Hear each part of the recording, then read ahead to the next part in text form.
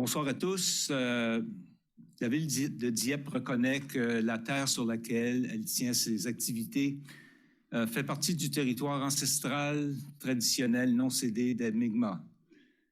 Les traités de paix et d'amitié que les Mi'kmaq ont élaborés de façon conjointe et signés avec la couronne britannique pendant le 18e siècle s'appliquent à ce territoire. Les traités n'abordaient pas la cession de territoire ou de ressources, mais reconnaissaient en fait le titre des Mi'kmaq et établissaient les règles concernant ce qui devait être des relations durables entre les deux parties. Alors, sans plus tarder, on va procéder avec aussi notre mot d'ouverture. Chers collègues, ayons la sérénité d'accepter les choses que nous pouvons changer et le courage de changer les choses que l'on peut et la sagesse de connaître les différences. Alors, bonsoir, bienvenue à tous à cette réunion ordinaire et publique du Conseil municipal en ce 11 octobre 2022. Et on va maintenant procéder à l'appel à l'ordre, ce qui est fait, et confirmation que nous avons un quorum, ce qui est fait. Et je demande s'il y a eu des déclarations de conflits d'intérêts qui ont été reçues. Non, je n'ai pas reçu. Rien du tout. Alors, ça nous permet maintenant de passer à l'adoption de l'ordre du jour proposé par le conseiller Lantaigne et appuyé par le conseiller Thibodeau sur la question. Aucune question. Alors, ceux qui sont en faveur de l'adoption de l'ordre du jour, signifiez-le par un oui, ou de l'avis contraire par un non. Alors, la résolution est adoptée et nous allons procéder avec l'ordre du jour. Et le premier item, présentation, requête et pétition, demande de renseignement des membres du Conseil au service régional Kodiak. Et nous avons ce soir avec nous Mme Chantal Arsenault-Farah, qui est Madame l'inspecteur Chantal Arsenault-Farah. Alors, comme toujours, bienvenue. Et est-ce que vous avez quelque chose à nous... Je peux trouver ton bouton, ça. Et voilà, c'est ça. C'est beau. Non, ne touchez pas. Ne touchez pas. Désolée. Là, je me sens fort là, de parler. Je suis désolée. C'est comme les enfants, le bouton rouge, tout le monde veut pousser. C'est ça. Okay. Bonsoir, bienvenue. C'est ça. Bonsoir, Monsieur le maire, conseillère et conseillers. Merci. Juste une petite mise à jour. En fin de semaine, c'était l'Action de grâce. Alors, on avait l'Opération Impact, qui est une initiative nationale de la GRC puis de toutes les forces policières. Puis vraiment, c'est une initiative spéciale axée sur la prudence au volant. Parce qu'on sait qu'il y a beaucoup de gens sur le chemin pour des réunions familiales, d'amitié. Puis je voulais dire qu'ici, dans la région de Kodiak, alors Dieppe Mountain Riverview, on a fait 12 arrêts, des check-stops. Puis là-dedans, on a discuté avec 600 conducteurs. On a arrêté un conducteur en état d'ébriété. On a vérifié, faire sûr qu'il n'y avait pas d'autres gens qui avaient consommé de l'alcool. On a fait toutes sortes de différents tests. À la fin, on a été super gentils. 122 avertissements versus 108 étiquettes, des contraventions.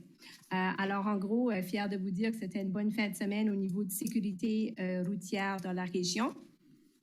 L'autre petite mise à jour, c'était juste pour parler encore de notre initiative de police communautaire.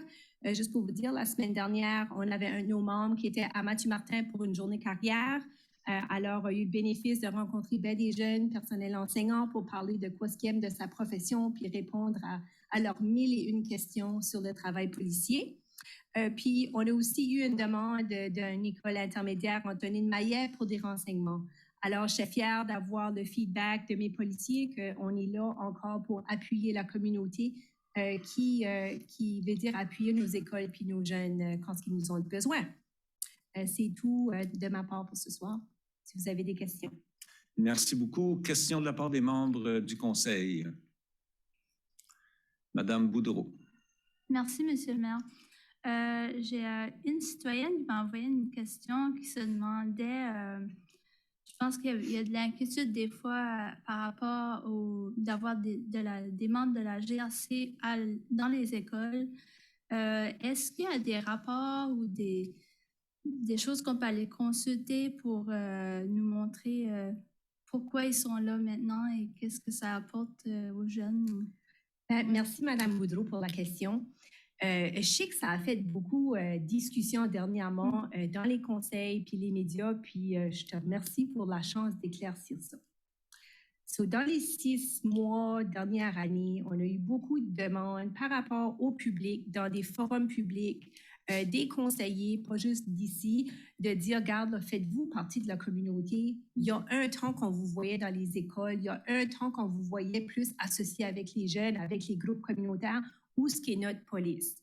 On a toujours été là, mais c'est juste quand ce que vous nous voyez dans l'autopatrouille, on n'a pas toujours le temps d'arrêter voir les jeunes jouer au soccer, puis d'avoir des contacts positifs avec les jeunes. Parce qu'il faut apprécier que nous autres, les gens nous appellent quand ça va pas bien. Les gens nous appellent quand il y a une chicane à la maison, quand il y a des problèmes de drogue, etc. Puis c'est pas facile pour les jeunes de rencontrer la police dans un forum comme ça. Puis je peux te dire, pour quelqu'un qui a fait le métier pendant 21 ans, je cherche des contacts positifs avec les jeunes. Parce que c'est pas facile, notre job. Puis, quand on a eu le feedback qui nous voulait plus présents dans la communauté avec des activités positives, puis des choses comme on ne vous voit pas au marché de diète, on veut vous voir au marché. On veut vous voir faire des présentations au club d'âge d'or ou au foyer de soins, ou etc. Bien, tout ça, ça prend du temps et des ressources. On ne peut pas puiser de patrouille puis dire répondez pas au 911, aller faire des présentations.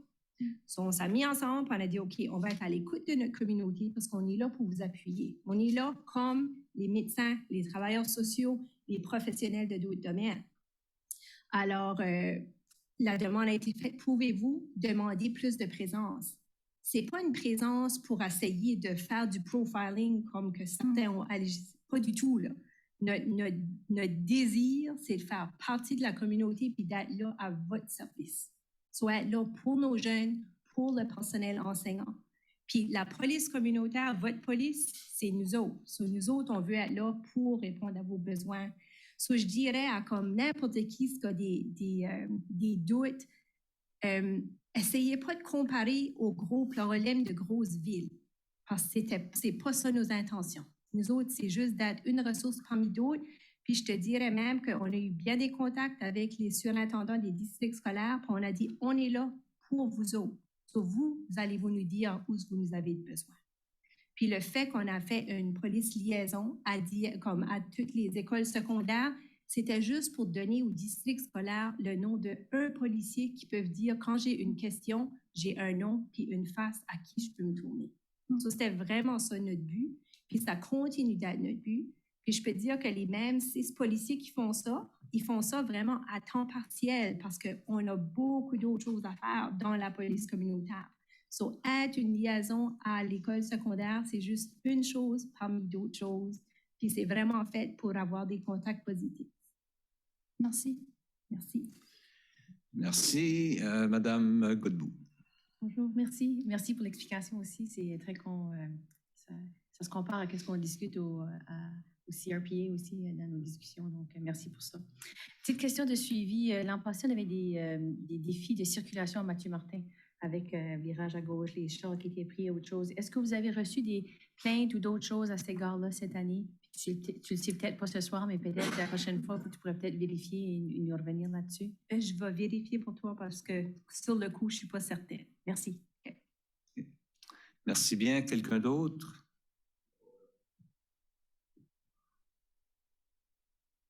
Semble que non. Alors, merci encore une fois de votre visite et puis continuez votre beau travail.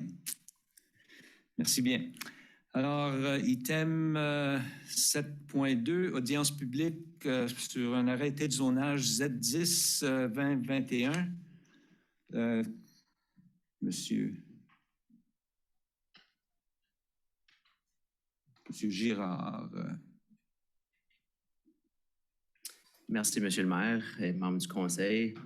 Donc, on est présentement en audience publique pour l'arrêté Z10 2021-5, qui est un arrêté qui va modifier l'arrêté de zonage en vigueur, qui est l'arrêté Z10-2021. Donc, dans la présentation, j'ai passé brièvement là, des dates importantes du processus d'amendement et aussi faire un survol là, du raisonnement derrière. Oh, ça, c'était mon téléphone. Donc, vous avez devant vous l'échéancier et les dates critiques du processus. Donc, le 12 septembre, on a fixé par résolution la date d'audience publique. On est présentement en audience publique. On va aussi amener le dossier devant le CCU le 19 octobre. Et puis, ça va revenir au Conseil pour une prise de décision pour le 24 octobre. Donc, juste pour vous localiser, là, les terrains ou les portions de terrain en question là, se retrouvent sur l'avenue Murray, juste derrière le boulevard Dieppe. On a le chemin Bouchard là, qui fait une genre de couronne. Donc, encore là, le raisonnement, comme qui vous a été expliqué là, dans le dernier mémorandum là, du 12 septembre, c'est qu'il y a eu une erreur à la carte de zonage. Il y a eu une genre de superposition de couches qui a fait en sorte que quand on a adopté ou quand le conseil a adopté la carte de zonage physique là, qui fait partie intégrante de l'arrêté de zonage, c'est qu'il y avait le mauvais zonage. Donc, ici, on est en train de rectifier cette erreur pour remettre le zonage qui était auparavant. Donc, je vais aussi là, vous présenter là, les anciennes cartes de zonage juste pour que vous soyez en connaissance de cause. Là. Donc, ici, là, avec l'arrêté Z8, là, qui était un arrêté qui a été adopté, l'arrêté de zonage qui a été adopté en 2008, les portions de terrain ou les terrains en question étaient zonés R4M. Les mêmes terrains encore, en 2015, étaient zonés R4. Encore en 2017, les terrains étaient zonés R4 encore. Donc, la couleur brune représente le zonage R4. Et puis, donc, là, en 2021, on voit qu'il y a eu une modification. Et puis, donc là, juste pour vous relier avec le plan d'aménagement municipal, avec la carte d'affectation du sol, on voit là, que l'affectation du sol est résidentielle. Donc, le plan municipal, c'est la vision de la municipalité. Donc, encore là, il n'y avait pas question là, de modifier ces terrains-là pour allouer là, du commerce sur ces terrains-là. Encore la raison là, pourquoi on veut retourner avec un zonage R4. Donc, là, ici, vous avez devant vous l'annexe en question là, pour cette modification-là. Donc, à titre d'avis public, là, on a, pour poursuivre notre procédure administrative d'aviser les résidents, on a téléchargé un avis sur notre site web le 14 septembre et aussi on a envoyé ce même avis à 20 propriétaires. Ces propriétaires sont localisés à l'intérieur d'un rayon de 100 mètres que vous voyez devant vous, là. Donc, tous les propriétaires qui se retrouvent à l'intérieur de ce rayon-là auraient reçu un avis pour les informer. Et sur cette note, on n'a pas eu de correspondance ou d'objection formelle sur ce processus ici. J'ai communiqué avec une propriétaire dans le secteur, j'ai expliqué le raisonnement, le dossier, puis il n'y avait pas d'objection de son côté sur ce processus-là. Donc, ça conclut l'audience publique. Je suis ici pour répondre à des questions. Alors, question de la part des membres du Conseil. Madame Godbout. Merci. Juste pour les fins justement de l'audience, quand on parle de changer de zone et aller d'une zone à l'autre zone, pourrais-tu clarifier qu'est-ce que ces zones-là sont? Oui. Pour que ça soit mis au clair pour Absolument. les gens qui écoutent. Donc, ici, la demande de rezonage est de passer de la zone CM, qui est commerce mixte, à la zone R4, qui est une zone qui est principalement résidentielle de nature. Donc, on permet des maisons rangées et des habitations multifamiliales par nature.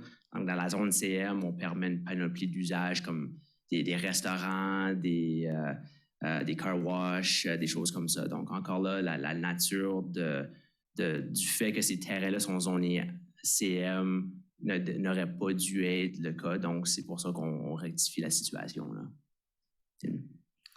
Merci bien. Autre question?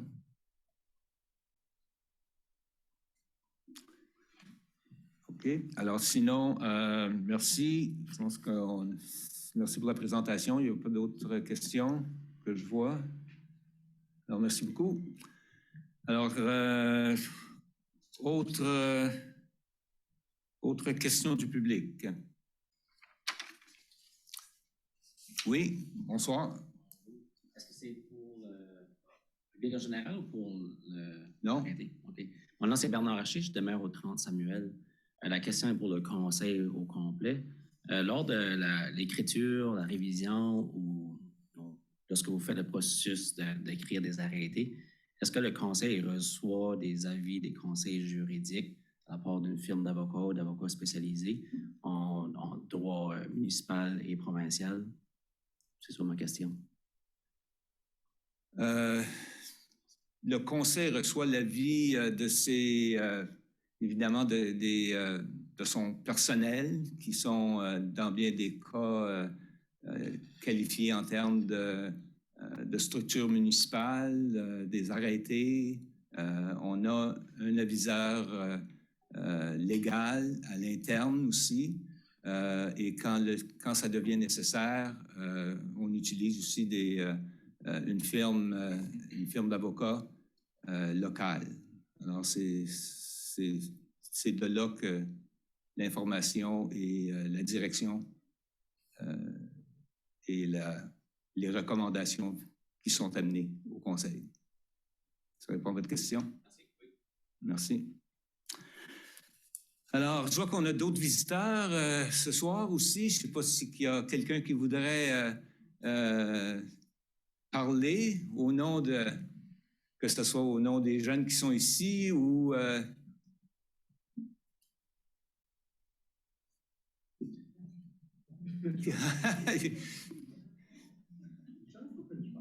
Ben oui, il ne faut pas manquer l'opportunité. Bonsoir. Bonsoir, Monsieur le maire. Bonsoir. Membre du conseil. Mon nom, c'est Nathalie Perron. Je suis une des propriétaires de Café Inclusio.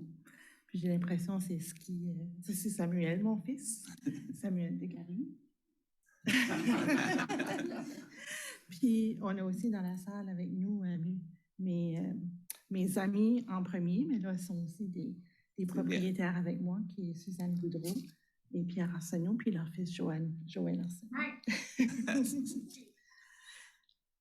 Puis c'est ça, je ne sais pas si vous avez eu la chance de lire un petit peu à propos de notre beau petit café Inclusio qui a mis ses racines à la maison d'Oiron le 5 août dernier.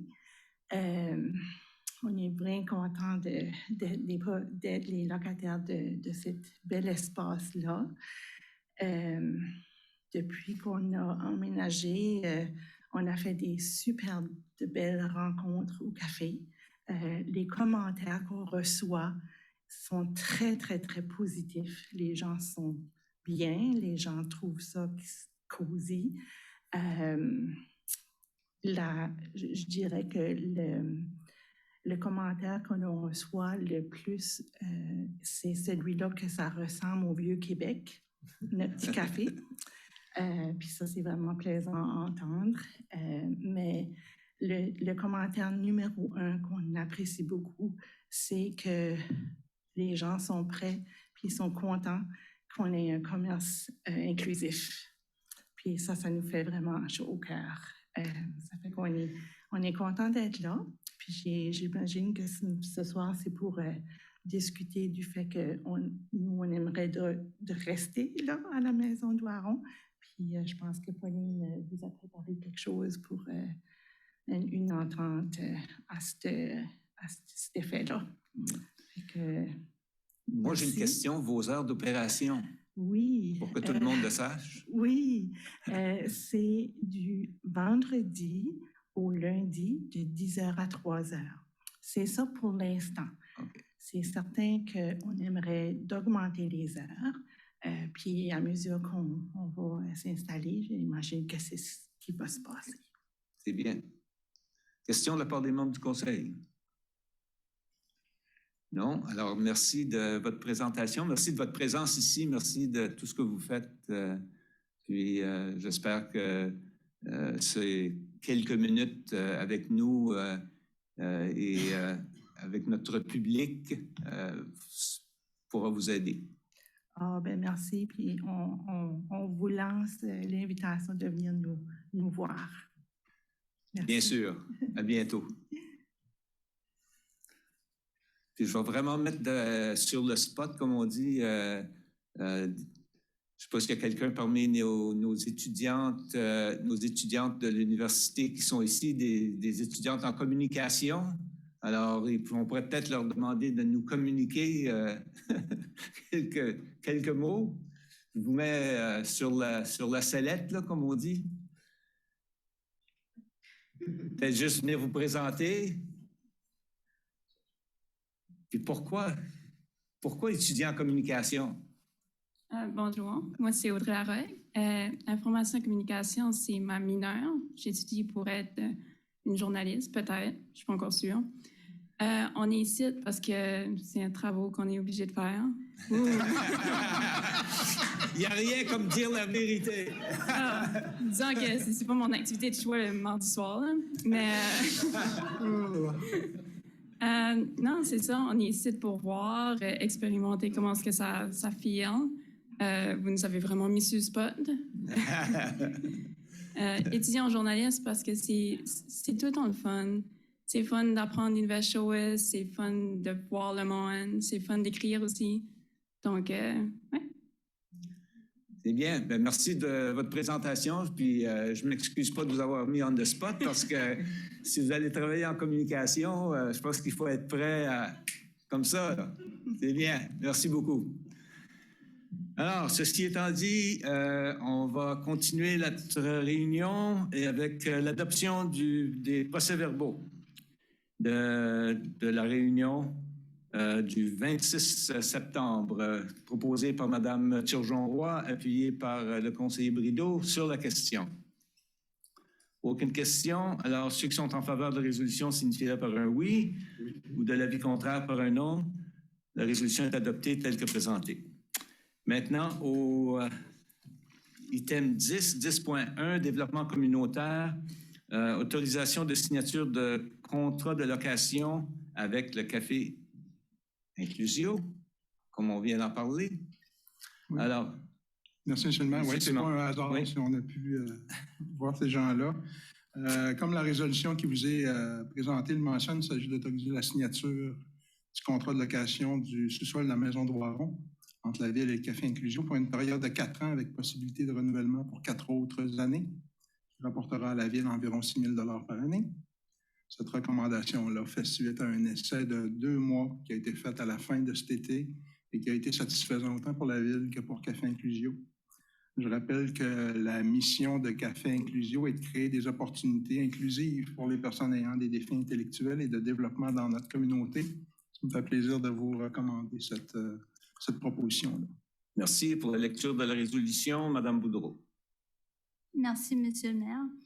Ça me fait plaisir de faire cette lecture, que le Conseil autorise la signature du contrat de location entre la Ville de Dieppe et Café Inclusio pour une période de 4 ans à compter du 1er octobre 2022, avec possibilité de renouvellement pour une autre période de 4 ans. Je le propose.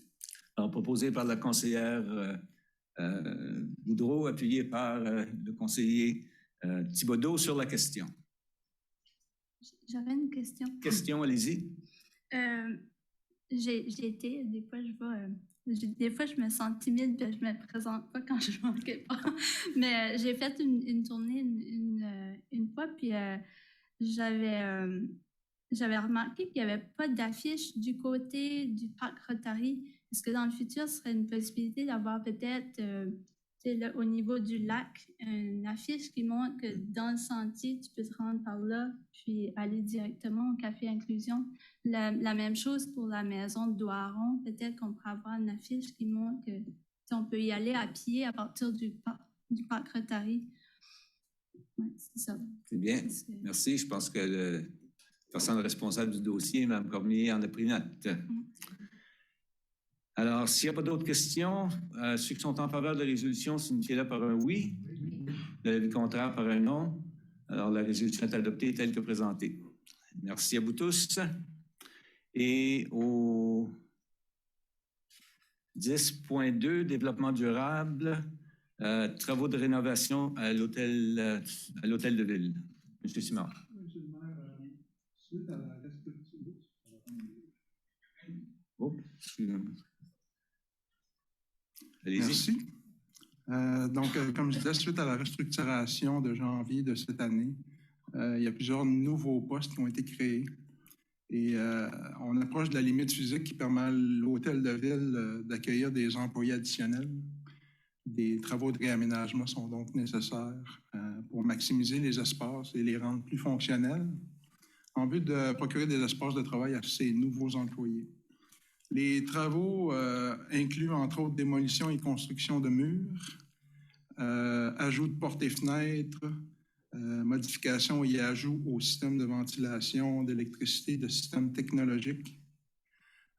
Les travaux dont le coût est estimé à environ 200 000 seront gérés à l'interne par notre spécialiste en bâtiment, ce qui va procurer à la ville une économie d'environ 200 000 parce qu'on est allé en exploration des prix. Puis, vous savez, ce temps-ci, les prix sont extrêmement élevés là, pour ce genre de travaux-là. Ces travaux-là ne figuraient pas à nos budgets de 2022. C'est pourquoi l'approbation du Conseil est demandée. Le montant estimé de 200 000 proviendra des surplus estimés des comptes salaires qui, en date de juin 2022, s'élevaient à plus d'1 million de dollars. Merci. Pour la lecture de la résolution, Madame Turgeon-Roy. Voilà. Merci, Monsieur le maire. Donc, le Conseil autorise des travaux de rénovation à l'hôtel de ville au coût estimé de 200 000 afin d'accommoder de nouveaux bureaux et autorise en plus que cette dépense soit prélevée sur le compte numéro 1-2-20-17-2175 du budget de fonctionnement général, entretien et réparation achevé. Je le propose, Monsieur le maire. Alors, proposé par Mme Turgeon-Roy, appuyé par le conseiller Thibodeau sur la question. Madame Godbout sur la question. Merci. Ça me semble un peu contre-intuitif, là, alors je veux essayer de mieux comprendre. Ici qu'on a un surplus de salaire, ça veut dire qu'on a un manque d'employés, peut-être moins que prévu. Et puis, on propose d'ajouter une tâche additionnelle aux gens qui restent. Alors, comment avez-vous fait cette décision-là? Comment vous balancez? Pourquoi est-ce que ça, c'est la bonne balance des choses alors qu'on n'a pas assez d'employés pour faire tout ce qu'on avait prévu faire?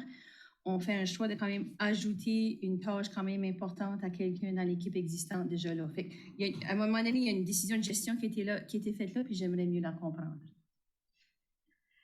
Concernant les surplus salariales, ça arrive à peu près chaque année. C'est très rare qu'on a 100% des postes qui sont comblés 100% du temps. Donc, de là, évidemment, viennent les surplus salariaux qu'on peut voir cette année. D'autant plus qu'on est allé en appel de candidature de plusieurs postes qui ne sont pas comblés encore. Donc, il y a ça d'un côté. De l'autre côté, la question répond un peu par elle-même parce qu'on a besoin de plus de personnel pour en faire plus, justement. On veut créer des nouveaux postes avec des nouvelles responsabilités. On parle, par exemple, d'environnement, puis il y en a d'autres aussi là, qui pourraient être nommés. Donc, évidemment, si on veut en faire plus, ça nous prend plus de monde. Si on veut avoir plus de monde, ça nous prend plus d'espace. Si on a besoin de plus d'espace, il faut faire des travaux. Là, on est pas mal à la limite de ce que l'hôtel de ville peut accueillir actuellement comme personnel. Okay. Est-ce qu'il y a la possibilité d'avoir quelqu'un et mettre un consultant pour faire le travail de ça était possible? Plutôt qu'avoir un emploi. Je sais qu'on sauve 200 000 $, puis je voulais juste voir comme cette décision-là, c'est un petit peu là où je m'en viens. Est-ce que ça leur évoque? Qu'est-ce que cet employé-là ne fera pas parce qu'il fait ceci? Je vais le poser comme ça. Qu'est-ce que l'employé qui va prendre ces responsabilités-là? Qu'est-ce qu'on lui a enlevé sur son assiette? C'est une bonne question. J'imagine que M. Raymond Bourque est en ligne. Si je ne me trompe pas, on parle de Rémi Comeau, là, qui est notre spécialiste en bâtiment. Okay. Donc, est-ce que Raymond est en ligne? Sinon, je vais devoir référer à Luc. Raymond n'est pas en ligne?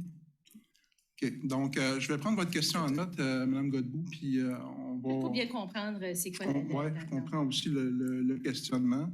La question, c'est qu'est-ce qu'il ne pourra pas faire vu qu'il va faire ce projet-là? Oui. OK. J'avais une deuxième question, M. le maire, si vous me le permettez. Je pense que tentativement, Mme Spencer a peut-être une réponse pour nous. Merci. Merci, Monsieur le maire. Donc, merci pour la question. J'ai rencontré M. Comeau et Raymond Bouc pour en discuter. C'est lui qui va gérer de céduler les sous-traitants. Donc, l'ouvrage est fait par des sous-traitants. Donc, c'est vraiment juste de gérer un peu, tu sais, quand est-ce qu'ils sont prêts, quand est-ce qu'on veut qu'ils rentrent. Et j'ai pu comprendre qu'ils pouvaient le faire à l'intérieur de ses tâches. Okay. Bon. Merci. J'aurais une deuxième question. Oui, allez-y. Ma deuxième question, c'est dans le cadre des rénovations, puis ça serait peut-être une question pour les ressources humaines, je ne sais pas, à savoir, est-ce qu'on est en train de regarder la façon qu'on travaille aussi? Parce que là, des fois, on a des méthodes, des différentes approches qu'on utilise à mettre à jour les différentes stations de travail, les espaces ouverts, les espaces de collaboration. Est-ce que les rénovations sont en train d'incorporer peut-être des recommandations ou d'autres choses qu'on aurait reçues des ressources humaines à cet égard-là?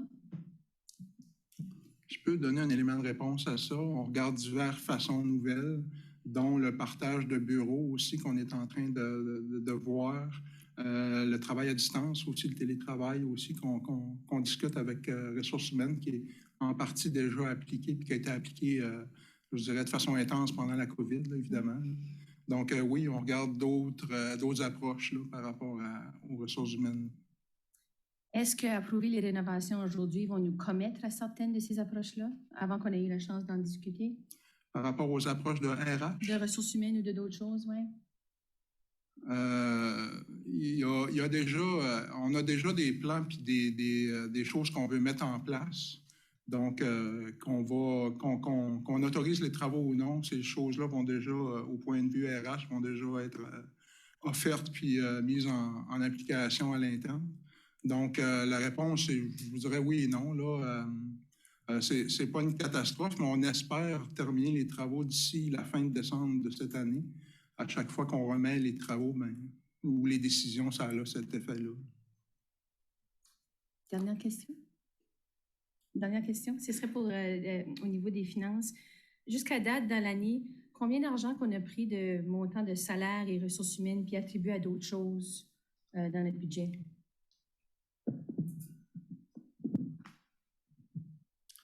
De mémoire, il n'y en a pas ou pas des gros montants. Si c'est assez gros montants, ça revient au conseil de toute façon. Mais jusqu'à date, non. Qu'est-ce que c'est qu'on propose? Et ça, c'est ça qu'on va faire à la réunion de décembre. Qu'est-ce qu'on va faire avec les surplus de cette année? Mais on n'a pas encore de montant définitif. Le travail n'a pas encore été fait. Mais ça, c'est une décision qui va être faite à la fin, vraiment, à la réunion de mi-décembre, environ, le 14 décembre, je ne me trompe pas dans ces dates-là.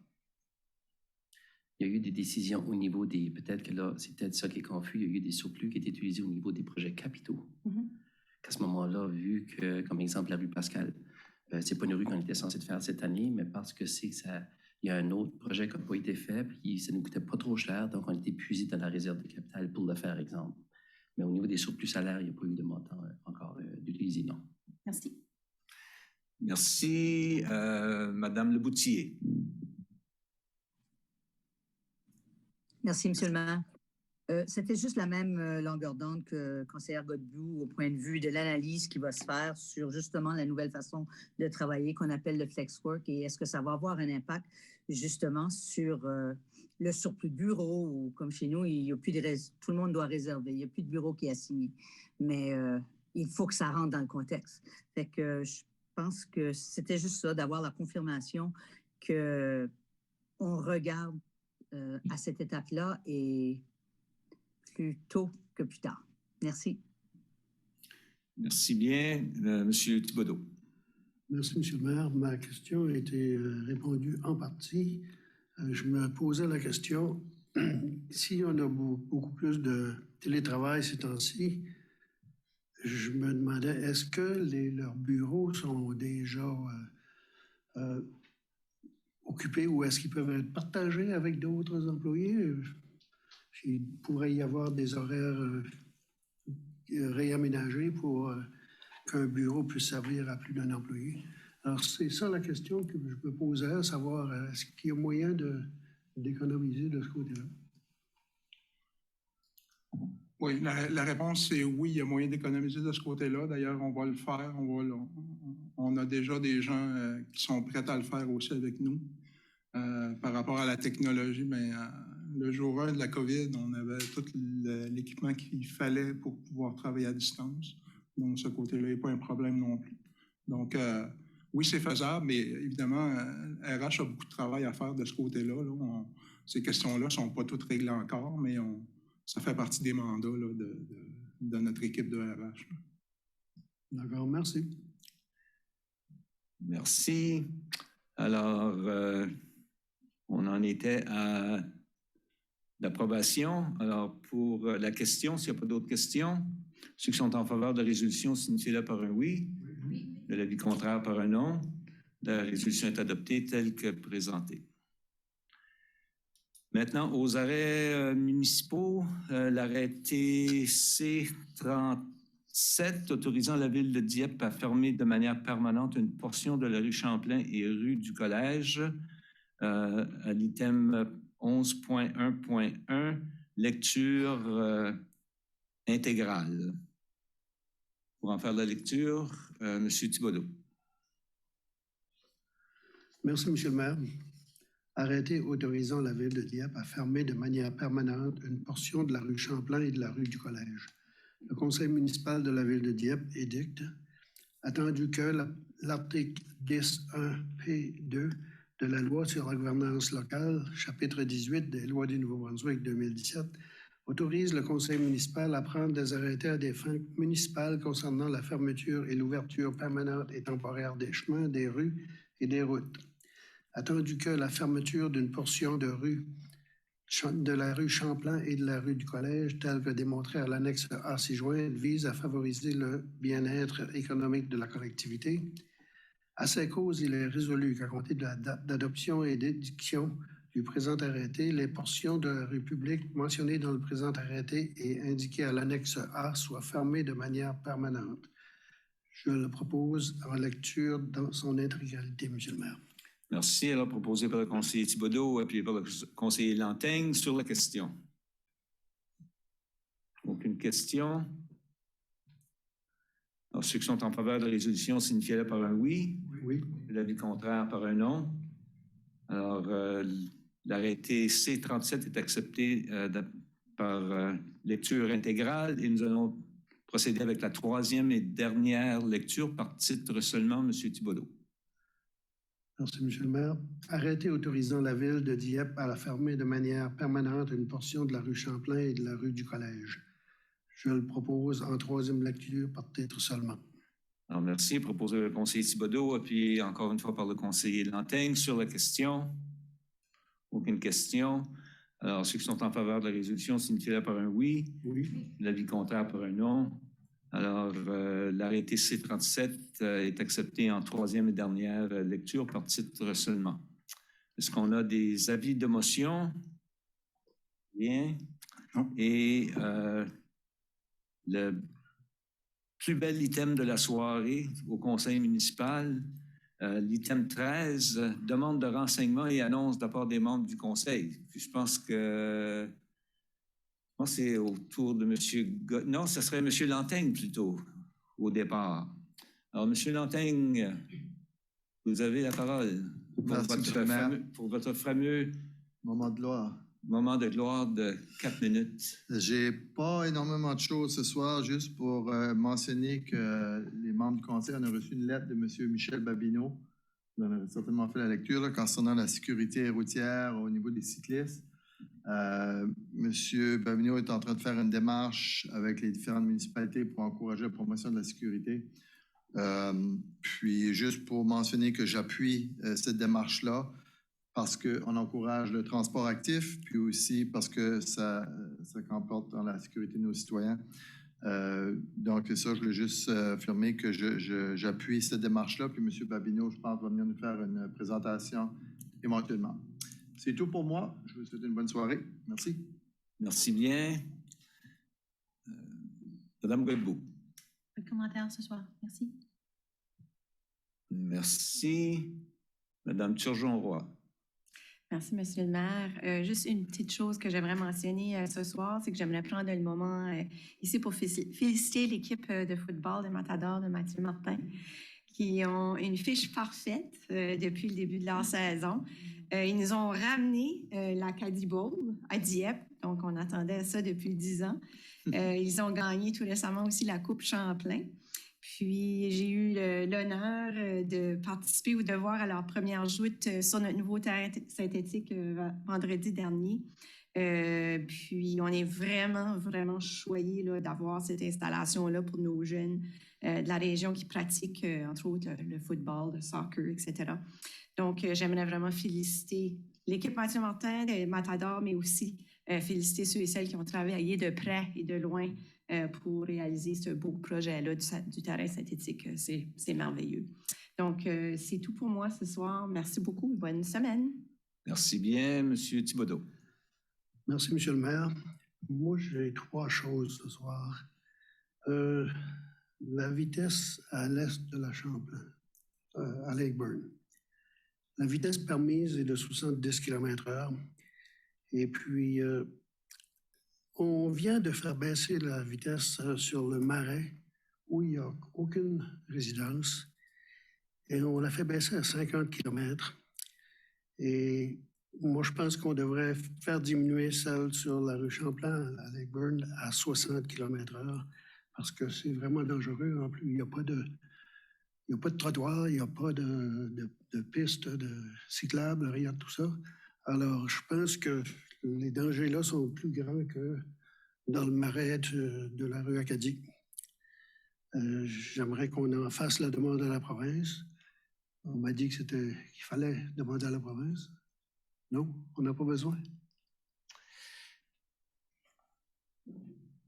Madame Spencer.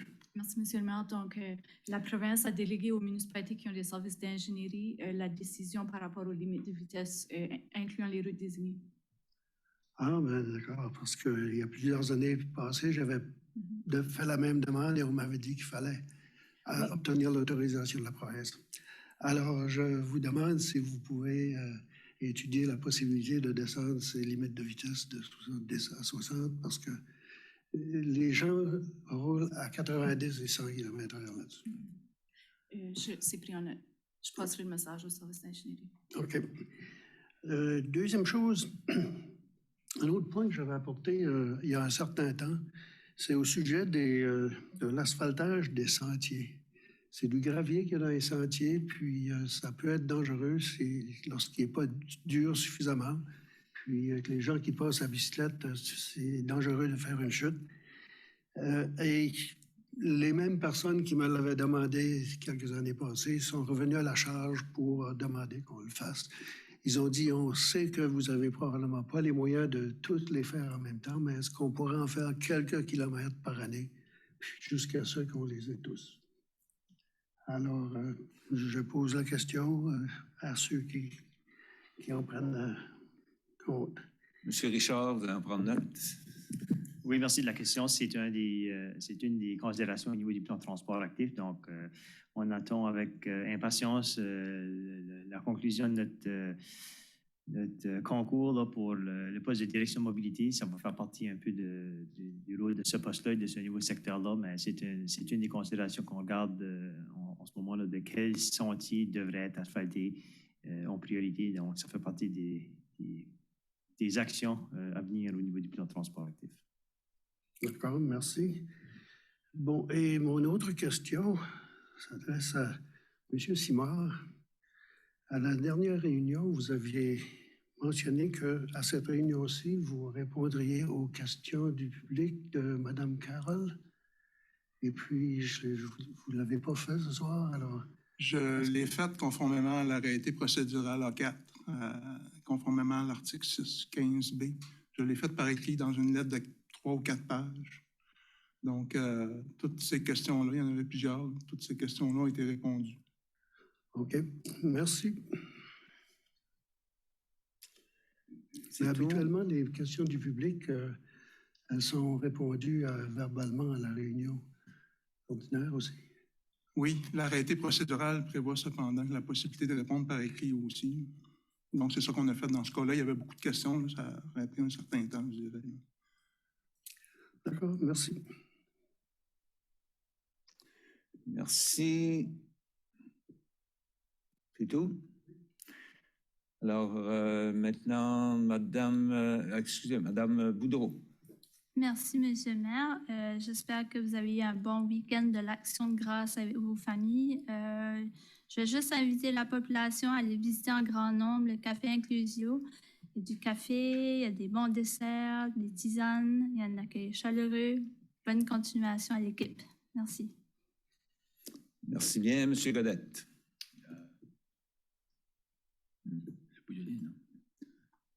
Merci, Monsieur le maire. Moi, j'ai rien d'autre à ajouter. C'est bien. Madame Leboutillier. Merci, moi aussi, Monsieur le maire. Je n'ai rien à rapporter ce soir. Alors, merci à tous.